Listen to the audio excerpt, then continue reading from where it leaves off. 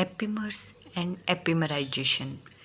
Last lectures में epimers के बारे में मैं आपको बता चुकी हूँ। एपिमर्स क्या होते हैं, जैसे कि हमने देखा था कि मेनली मोस्ट कॉमनली शुगर्स जो होते हैं वो एक दूसरे से सिर्फ और सिर्फ एक कार्बन पे हाइड्रोजन और हाइड्रोक्सी की ओरिएंटेशन में डिफ़र करते हैं। तो इस तरह के शुगर और monosaccharides which differ from one another only at a single carbon atom are known as epimers. For example, जैसे कि ग्लूकोज है, ग्लूकोज एंड गैलेक्टोज में अगर आप कंपेयर करो हर एक कार्बन में, तो आप ये देखोगे कि सिर्फ और सिर्फ फोर्थ कार्बन पे, यहाँ फर्स्ट पे एल्डिहाइड ग्रुप, यहाँ पे भी एल्डिहाइड, सेकंड पे hydroxy right side, hydrogen left, इसमें भी hydroxy right, hydrogen left, third में हाइड्रोजन है, वो दोनों के केस में क्या है, right side hydroxy left, fourth में क्या है, इस केस में हाइड्रोजन है वो left side but hydroxy right side, लेकिन इस केस में हाइड्रोक्सी है वो left side but hydrogen right side. Fifth पे सेम, सिक्स्थ है वो सेम। तो आप ये देखोगे ग्लूकोज एंड गैलेक्टोज आपस में फोर्थ कार्बन पे डिफ़र करते हैं। तो इसलिए इन एपिमर्स को हम आपस में क्या है, एपिमर्स है एक ही कार्बन एटम पे डिफ़र कर रहे हैं, और कौन से एपिमर्स है ये भी हम मेंशन करेंगे। जिस कार्बन एटम पे वो डिफ़र कर रहे हैं, हो सकता है वो C2 हो, C3 हो या फिर C4 हो। अगर C2 है तो हम बोलेंगे C2 एपिमर्स, अगर C3 पे डिफ़र कर रहे हैं तो हम बोलेंगे C3 एपिमर्स, अगर 4 पे कर रहे हैं तो C4 एपिमर्स। अब ग्लूकोज एंड गैलेक्टोज किस पे डिफ़र कर रहे हैं, फोर्थ कार्बन एटम पे, तो इसलिए ग्लूकोज एंड गैलेक्टोज क्या है, C4 एपिमर्स है। अब कई बार क्या होता है, जैसे मेनली मैं बता दूं कि आपको मेनोज की स्ट्रक्चर बनाओ, और मेनोज क्या है, ग्लूकोज का C2 एपिमर्स है। तो यहाँ से आपको पता है कि मेनोज है, अगर ग्लूकोज का C2 एपिमर्स है तो सिर्फ और सिर्फ सेकंड कार्बन एटम पे डिफ़र करेगा, और वो भी किस में, हाइड्रोक्सी एंड हाइड्रोजन की पोजीशन में।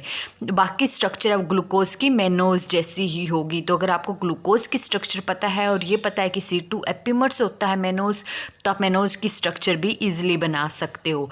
इसी तरह अगर आपको मान लो गैलेक्टोज की ना पता हो लेकिन ग्लूकोज की स्ट्रक्चर पता है, और आपको ये कह दिया कि C4 एपिमर्स होता है गैलेक्टोज ग्लूकोज का, तो इसी तरह आप C4 पे जस्ट पोजीशन डिफ़र करके और गैलेक्टोज की स्ट्रक्चर बना सकते हो।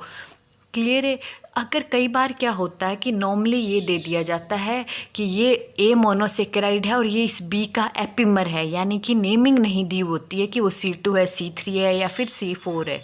तो ऐसे अगर एपिमर्स का पोजीशन स्पेसिफाई नहीं होती है तो वहाँ अंडरस्टूड है कि वो कौन से एपिमर है, C2 एपिमर्स है। अगर C3 या C4 होगा तो वो स्पेसिफाई करेंगे उसको कि वो C2 है या फिर C3 है एंड C4। जैसे ग्लूकोज एंड मेनोज आपस में क्या है, C2 एपिमर्स, तो हम ग्लूकोज एंड मेनोज को नॉर्मली एपिमर्स भी बोल सकते हैं, क्योंकि क्या है, एपिमर्स है तो अंडरस्टूड है। अगर नेमिंग या पोजीशन नहीं दी हुई है कि कौन से कार्बन पे है तो उसको हम C2 लेके चलेंगे। नेक्स्ट है एपिमराइजेशन। एपिमराइजेशन क्या होता है, ये एक ऐसा प्रोसेस होता है जहाँ हम एक मोनोसेकेराइड को उसके एपिमर में कन्वर्ट करते हैं, यानी कि conversion of a monosaccharide into its epimer is known as epimerization. अब हम एल्डोज के एपिमराइजेशन करते हैं। हमने देखा कि ग्लूकोज एंड मेनोज क्या है, एपिमर्स है, C2 एपिमर्स है, तो ग्लूकोज को हम इसके एपिमर्स यानी कि मेनोज में कैसे कन्वर्ट करेंगे। तो इस प्रोसेस को, ये पूरा प्रोसेस क्या है, ये एक तरह से एपिमराइजेशन है। तो सबसे पहला स्टेप क्या होगा, जो डी ग्लूकोज है उसका हम ऑक्सीडेशन करते हैं इन presence of bromine water.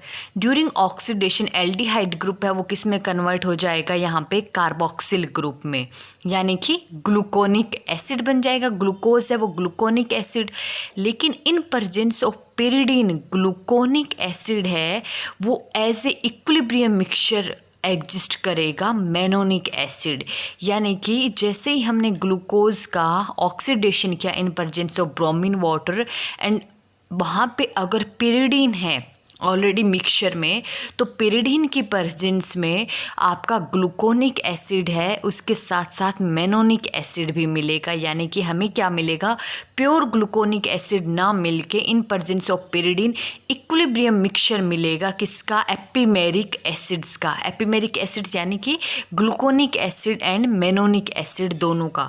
Just आप देखो डिफरेंट क्या है, ये ग्लूकोनिक एसिड है, बिल्कुल सेम कॉन्फ़िगरेशन है, जस्ट डिफर क्या है, सिर्फ इस C2 कार्बन एटम पे हाइड्रोक्सी की पोजीशन पे डिफर है।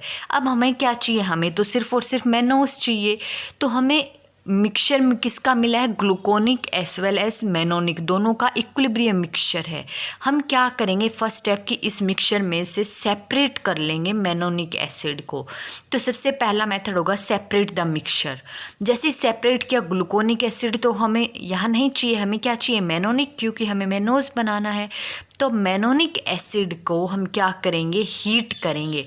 ड्यूरिंग हीटिंग, जैसे भी मैंने लास्ट लेक्चर्स में भी बताया था, एक ही ऑर्गेनिक कंपाउंड में हाइड्रोक्सी ग्रुप भी है और कार्बोक्सिलिक ग्रुप है, तो क्या हो जाएगी, एस्टरिफिकेशन, एस्टर फॉर्मेशन। और एक ही ऑर्गेनिक कंपाउंड में तो साइक्लिक एस्टर बनेगा, यानी कि लैक्टोन की फॉर्मेशन होगी। और वो क्या होगा, ये वाला जो हाइड्रोक्सी है ये इस कार्बोक्सिलिक ग्रुप पे अटैक करेगा और एस्टर की फॉर्मेशन करेगा एंड वाटर का रिमूवल। तो हमने जब मिक्सचर को सेपरेट किया और मेनोनिक एसिड हमारे पास आ गया, तो हमने सिर्फ और सिर्फ मेनोनिक एसिड को हीट किया है। और मेनोनिक एसिड को हीट करने से एस्टर की फॉर्मेशन, यानी कि साइक्लिक एस्टर को हम क्या बोल रहे हैं, लैक्टोन, यानी कि गामा मेनोलैक्टोन की फॉर्मेशन। अब जो एस्टर ग्रुप आ गया, हम क्या करते हैं, जैसे कि लास्ट लेक्चर्स में क्या है, रिडक्शन। ड्यूरिंग रिडक्शन क्लीवेज, यहाँ पे हाइड्रोजन, यहाँ पे हाइड्रोजन, यानी कि इन presence of sodium amalgam in acidic condition में हम रिडक्शन करेंगे। तो ये जो एस्टर वाला ग्रुप है ये किस में आ जाएगा, CHO, और यहाँ गामा पोजिशन पे हाइड्रोक्सी है, वो क्या आ जाएगा दोबारा। क्लियर है। तो हमारे पास यहाँ पे क्या बन गया है, डी मेनोज, यानी कि इस तरह से हमने इस प्रोसेसर से डी ग्लूकोज है इसको इसके एपिमर्स C2 एपिमर्स कौन सा, मेनोज, इसमें कन्वर्ट किया है। इस प्रोसेस को हम क्या बोलते हैं, एपिमराइजेशन। तो जस्ट क्या है यहाँ पे 4 स्टेप है। सबसे पहले हम ऑक्सीडेशन करेंगे इन presence of bromine water in pyridine। यहाँ पे pyridine होना मस्ट है, विदाउट pyridine आपका सिर्फ और सिर्फ प्योर ग्लूकोनिक एसिड मिलेगा, लेकिन in presence of pyridine equilibrium mixture मिलेगा एपिमेरिक एसिड, यानी कि ग्लूकोनिक एस वेल एस मेनोनिक। हमें चाहिए क्या, जस्ट मेनोनिक एसिड। तो मिक्सचर को सेपरेट कर लेंगे इसको, और सेपरेट करके हीट करेंगे। हीट करते ही वो साइक्लिक एस्टर यानी कि गामा मेनोलैक्टोन बनेगा, और फिर इसका रिडक्शन करेंगे इन प्रेजेंस ऑफ सोडियम अमेलगम, तो वहाँ पे क्या बनेगा, डी मेनोस। क्लियर है। तो ये था epimers and epimerization. In next lecture, we will discuss the limitation of this open chain structure of glucose.